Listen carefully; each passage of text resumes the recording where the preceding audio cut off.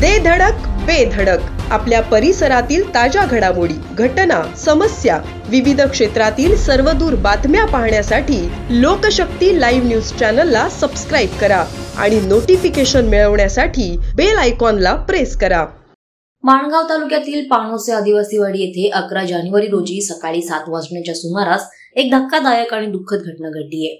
बेकायदेशीरपणे बंदूक बाळगून शिकारीसाठी गेलेल्या 32 वर्षीय मधुकर सखाराम वाघमारे यांच्या हातातील बंदूक अचानक पडली आणि गोळी लागून ते मृत्युमुखी पडलेत।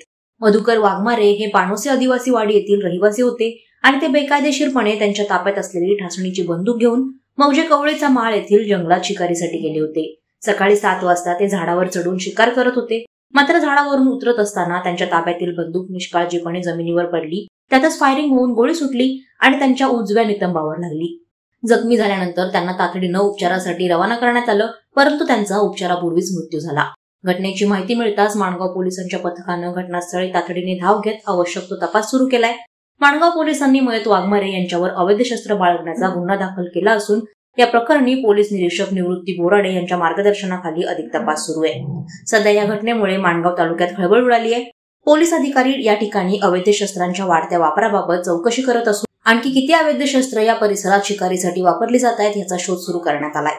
या घटनेमुळे अवैध शस्त्रांचा वापर रोखण्यासाठी अधिक कडक कारवाईची आवश्यकता असल्याचं मत स्थानिक व्यक्त करतायत।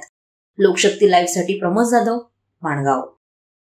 अशाच सच्चाई दर्शवणाऱ्या बातम्या पाहण्यासाठी लोकशक्ती लाईव्ह न्यूज चॅनलला लाईक करा, शेअर करा आणि सबस्क्राईब करा।